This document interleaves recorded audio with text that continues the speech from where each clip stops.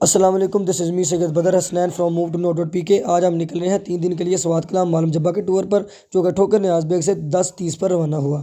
روانہ ہوتے ہی ہم چڑھ گئے موٹر وے پر۔ صبح سے شدید بھوک کے باعث موٹر وے سے گاڑی اتار کر ہم نے کھایا اچھا سا کھانا کھانے کے بعد ہم روانہ ہوئے اسلام آباد کی طرف، اور اسلام آباد کے ویدر نے ہمیں خوب انجوائے کروایا۔ اسلام آباد سے ہم چڑھے سوات موٹر وے پر اور خوبصورت پہاڑ دیکھ کر دل خوش ہو گیا۔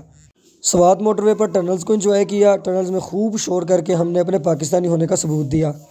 ٹنل سے اترنے کے بعد ہم نے دیکھا تو بارش کی وجہ سے ہمارا سارا سامان بھیگ چکا تھا، جو کہ ہم نے نیا شاپر لے کر اوپر چڑھایا اور اس کو چینج کیا۔ یہاں سے 4 گھنٹے کی مسافت کے بعد ہم پہنچے بحرین، اور بحرین میں ہم نے ان ٹوٹے پھوٹے راستوں کا سامنا کیا اور خطرناک راستوں سے ہوتے ہوئے کلام کی طرف بڑھ گئے۔ بحرین کراس کرنے کے بعد ہم پہنچے عصریت۔ ہم نے لائیو سنو فال انجوائے کی۔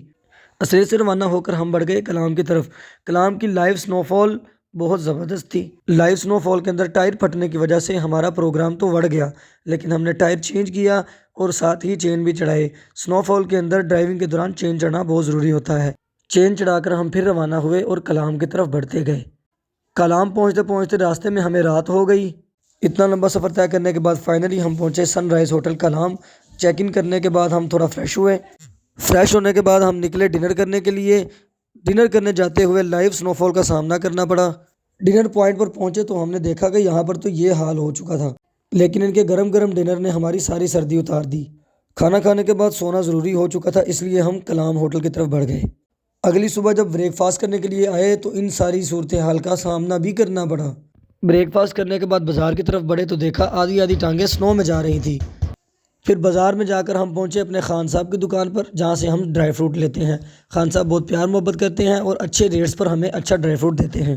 خان صاحب سے سامان لینے کے بعد جیپس میں بیٹھ کر ہم روانہ ہوئے فضا گھاٹ کی طرف۔ یہاں سے جاتے ہوئے ہمیں اچھے ویوز کے ساتھ اس ظالم ٹریفک کا بھی سامنا کرنا پڑا، لیکن سین اتنے خوبصورت تھے کہ ہمیں ٹریفک میں پھنسنا بھی اچھا لگا۔ آگے آ کر ہم نے اپنی گاڑی کو دیکھا تو گاڑی تو پوری سنو میں ڈوب چکی تھی۔ سارا دن گھومنے پھرنے کے بعد واپس آ کر ڈنر کیا اور سو گئے۔ اگلی صبح ایسے خوبصورت ویوز کو چھوڑ کے آنا میرے لیے بہت مشکل تھا، لیکن لاہور آنا بھی بہت ضروری تھا، اس لیے ہم روانہ ہوئے۔ واپسی پر اسٹیئرنگ پر میں بیٹھا اور الغنی فیولنگ پر جا کر بریک لگائی۔ آج کا ولاگ یہاں ختم ہوتا ہے۔ ملتے ہیں نیکسٹ ولاگ میں اگلے ٹور کے ساتھ۔